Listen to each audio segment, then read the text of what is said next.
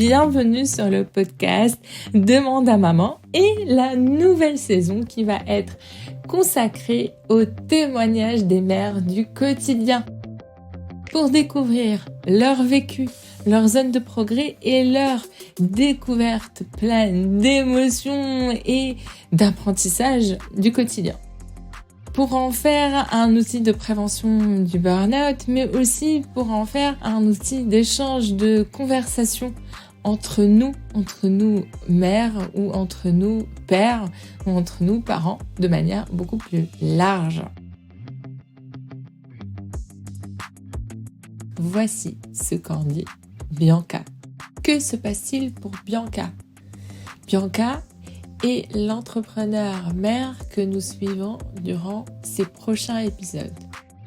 Pour découvrir son chemin d'apprentissage de la maternité et son chemin personnel, ses découvertes en tant que mère et ses grandes joies. Bienvenue sur Demande à maman, le podcast qui fait parler les mères sur leur charge mentale mais aussi sur leur joie de maternité. Car après tout, on s'interroge ici sur ce que veut dire une mère parfaite.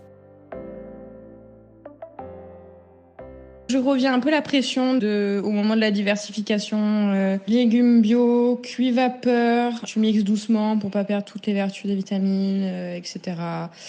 Tu diversifies, tu commences par tant de grammes, voilà. Alors moi, j'ai commencé on va dire par la carotte pour faire simple, parce que de toute manière, j'en ai donné de la carotte. Et puis j'ai commencé à donner à la cuillère parce que voilà quoi. Et puis après j'ai laissé le plat, et on avait plus sur ses vêtements et autour de sa bouche et dans ses cheveux que dans la bouche, et on finissait toujours par un bim, mais bon, c'était cool. J'avais un petit peu l'info de la DME, mais d'ailleurs je l'ai faite automatiquement parce que je voyais qu'elle avait quand même de la force dans la mâchoire, donc j'ai donné des fruits un peu tendres, des fraises et tout ça. Mais en fait, j'avais la pression parce que mon mec, il est complètement phobique de l'étouffement. En fait, il a failli se mourir à cause d'un Doliprane, donc quand je lui donnais du pain, il fallait justifier pendant 45 minutes. Ça partait en dispute. Il allait à l'autre bout du village parce que j'avais donné du pain. Enfin bref. Tu vois, ça me vient parce que c'était assez rigolo, mais j'ai jamais imposé qu'elle dise merci ou s'il te plaît. J'ai juste, moi, plus utilisé ces termes-là avec elle, avec le sourire, avec l'énergie qui va avec. Et tu vois, je vois qu'aujourd'hui, elle dit merci au type de Picard. Une chose à rajouter aussi, c'est que en tant que jeune maman qui habite pas dans une ville où il y a sa famille, où il y a énormément d'amis, etc., le mode de garde en fait en micro-crèche a été extrêmement bénéfique parce que j'ai trouvé mon petit village à moi. En plus, dans ce mode de garde, il y avait une psychologue.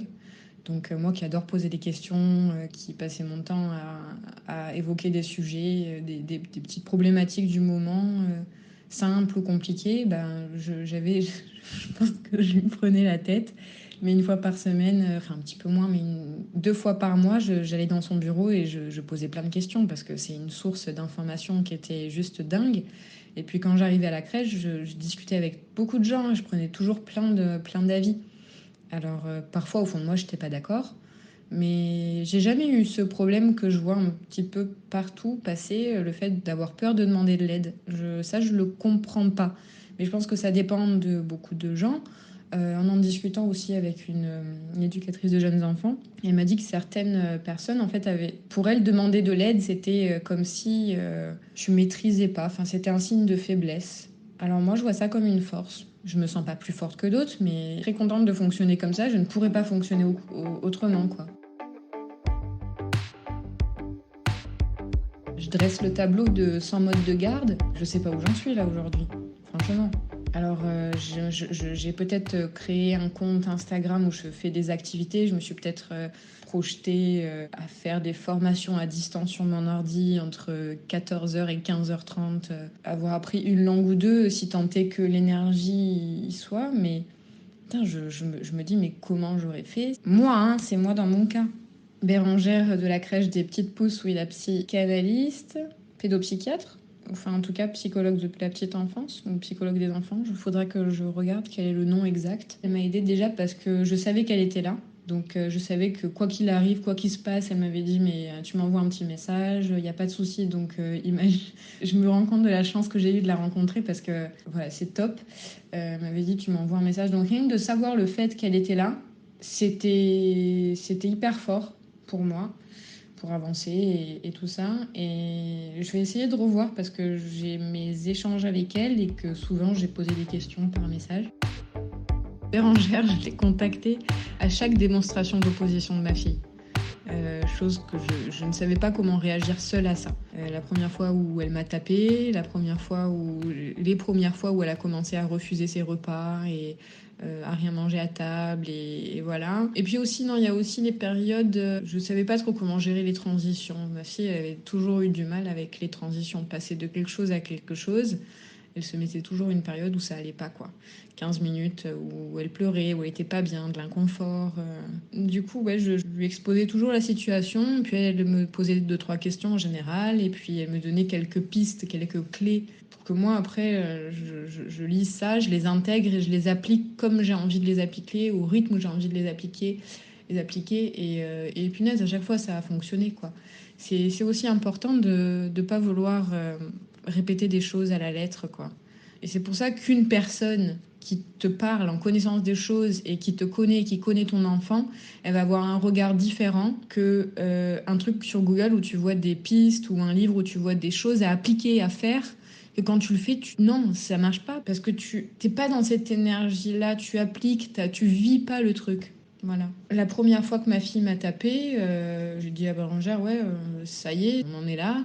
Enfin, j'ai pas dit ça y est, on en est là, mais voilà, j'ai dit, il s'est passé ça, elle a réagi comme ça. Moi, ma première réaction, ça a été de lui prendre les mains, de les mettre contre elle et de lui dire, bah non, non, ça, tu fais pas ça, je suis pas d'accord, voilà. Il n'empêche que elle m'a dit, oui, bah votre réaction, c'est bien, mais il faudrait, en général, ce qui fonctionne, c'est de quitter la relation. C'est pas ces mots exacts, mais en quitter la relation, oui. C'est s'écarter de ça, ne pas y apporter d'importance plus grande que ça, en fait, parce que si votre fille, si Livia voit que vous avez un comportement différent, elle va avoir envie de reproduire ça pour voir si maman est différente quand elle fait ça. Et c'est vrai qu'à partir du moment où j'ai vraiment réalisé la chose, compris pourquoi elle pouvait avoir envie de tester, de chercher, de voir mon comportement qui change, et ben ouais, elle m'a tapé. Je dis ah non, ça c'est interdit, hein. Je me cassais dans la cuisine. Et tu se mettais à pleurer. Puis une fois, 2 fois, elle l'a fait. Et puis non, fini, plus jamais. Enfin, plus jamais. C'est arrivé encore. Allez, en 3 ans, ça a dû arriver 10 fois. Et à chaque fois, j'avais eu la même réaction. Et voilà, quoi, c'est pas. Voilà, après, il y a eu d'autres conseils qu'elle m'a filés sur plein d'autres aspects. Un super bon aussi conseil qu'elle m'a donné, que j'ai eu énormément de mal à appliquer, c'était le fait de ne pas reporter mes craintes, mes peurs, mon héritage d'enfant, on va dire, sur ma fille.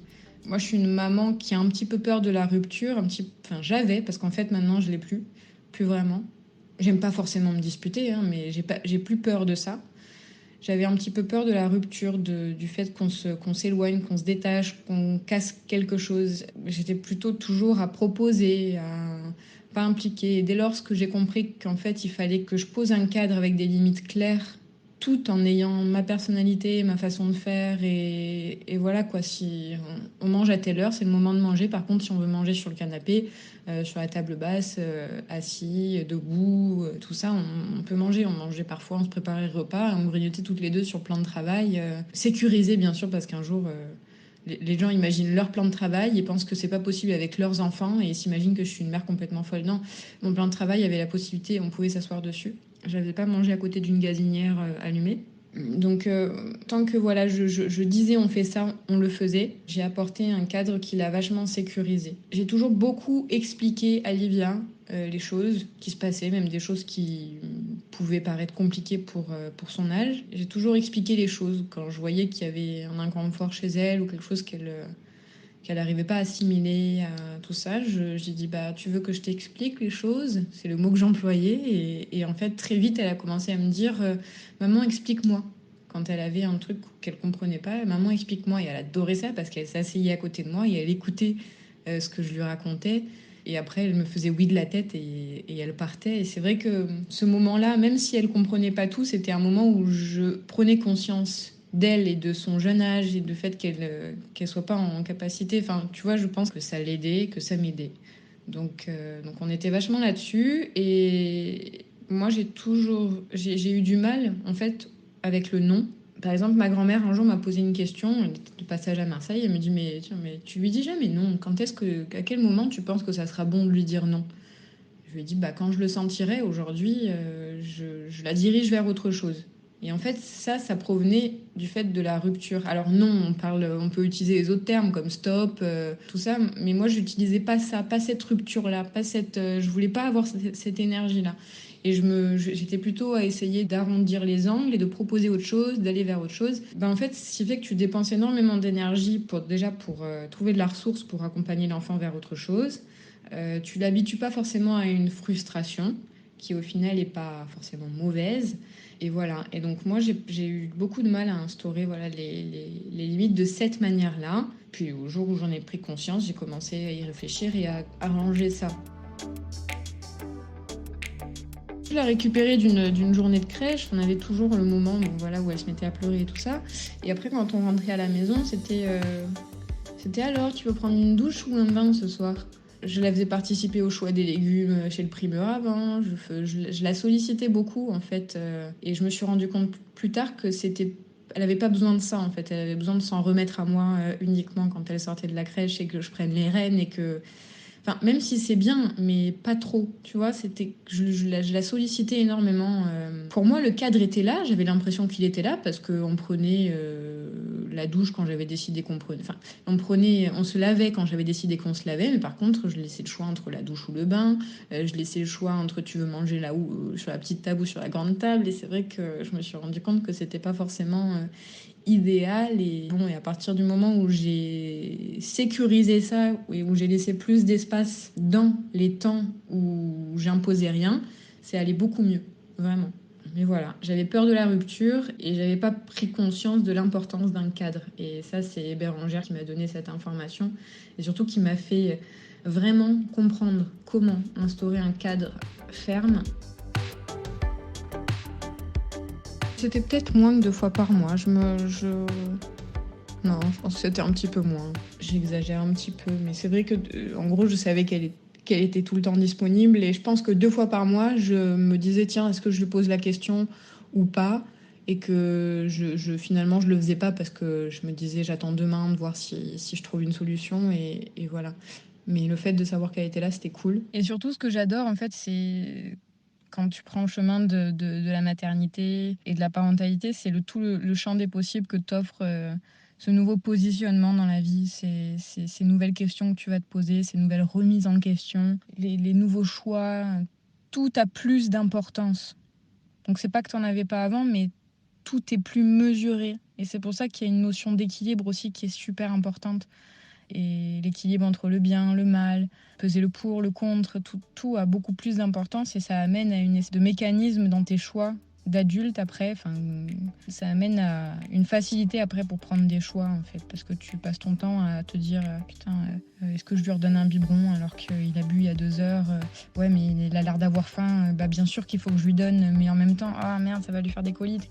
Enfin voilà, mais c'est une question de peser le pour et le contre, et puis à un moment donné, tout devient plus fluide, plus facile, parce que voilà, une fois que tu as déjà fait tes erreurs, en plus, tu vas quoi. C'est important les erreurs.